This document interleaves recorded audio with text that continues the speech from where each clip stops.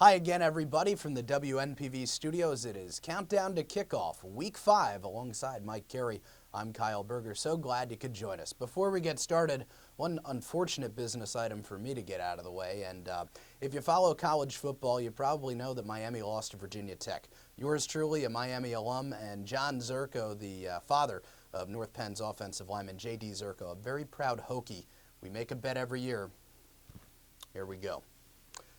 All right, on to the business at hand. By the way, I feel ridiculous in this hat. Mike, we're 4 weeks into the season across the state of Pennsylvania. What is the state of the union, so to speak, in the Commonwealth this year in Quad A football? Well, I think when you look at a broad picture, there's no one team that really jumps out at you that is, from start, summertime, that was called a dominant team, that is running at number one right now. I think we've had 3 number ones in 4 weeks. Obviously, Southeastern Pennsylvania has a bunch of teams that are ranked in the top 10. But even looking out in the Western PA part, I went to school at the University of Pittsburgh and have a lot of friends out there.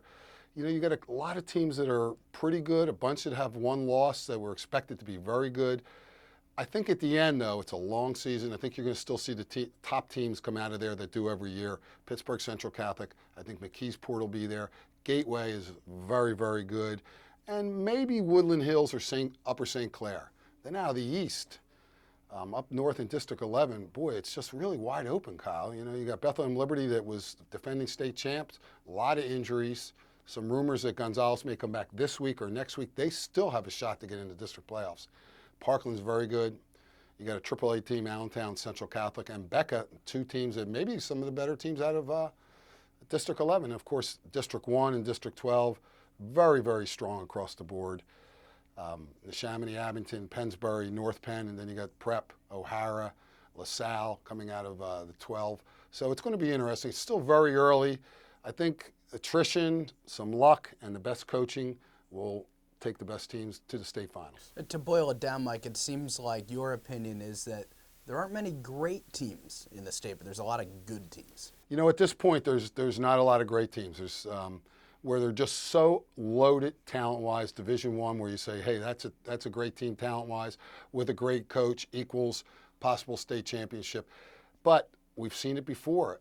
It's a matter of getting hot. Can you get into playoffs and then get hot? And sometimes it's just a matter of being healthy. So I think the teams that get better, it's something that Mike Pettin stressed all the time in his career. Are you getting better all the time? And, a lot of teams get tired in that 12th, 13th game of the week, of the season. And now you got to go 16 games to get to the show. So it's a long season. We're going into week number 5. At this point, I like a team from District 1 coming out of this thing to represent the East. 6 teams in southeastern Pennsylvania, 5 from District 1, plus St. Joe's Prep out of the Catholic League, are in the top 10 according to the Harrisburg Patriot News rankings that are for the state going into this week. As we bring the discussion back to District 1, Mike, the big game last week was Neshaminy and Abington came up with a 28-24 victory. You saw the film from that game. What did you see? Yeah, I've actually watched the film twice, and a heck of a game, a real heartbreaker for Neshaminy. Down at one point, 28-10, comes roaring back to lose 28-24. But honestly, Kyle, after looking at the film, very even game. Neshaminy's offensive line and their offensive side of the ball, very impressive. Dean did some great things running the football. Abington did some awesome things on offense also.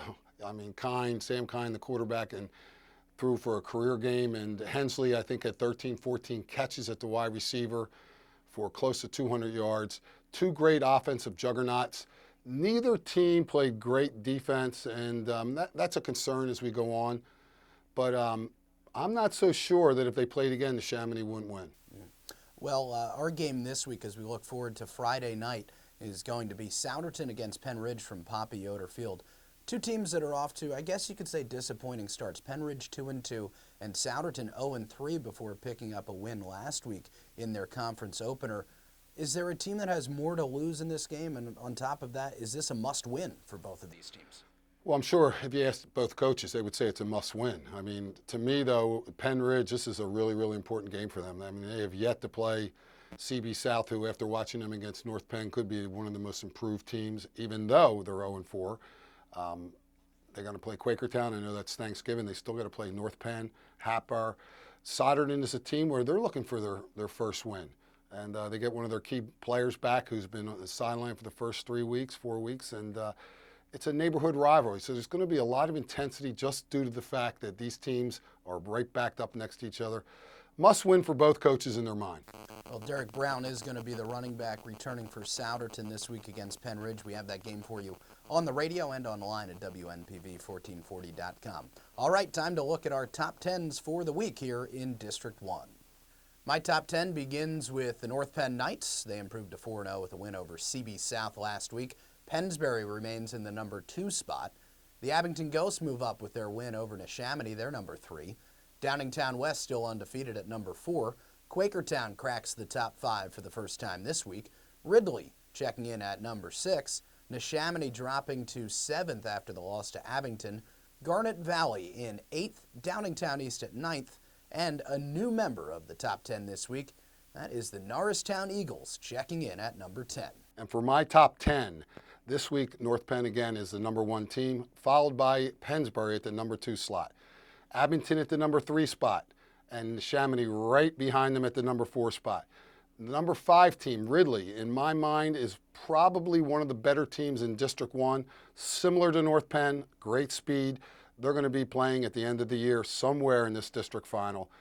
Downingtown West at 6, Quakertown at 7, Downingtown East at 8, Garnet Valley at 9, and also a newcomer, number 10, Norristown. So those are our top 10s heading into the 5th week of high school football here on WNPV. And a reminder again, our radio game this week is Pennridge hosting Souderton from Poppy Yoder Field. And you can catch that game at 7 o'clock on AM 1440 WNPV and on the web at WNPV1440.com. That will do it for this edition of Countdown to Kickoff, Week 5. For my partner Mike Carey, I'm Kyle Berger. Thanks once again to John Zerko for this Hokies hat. We'll see you at Poppy Yoder Field.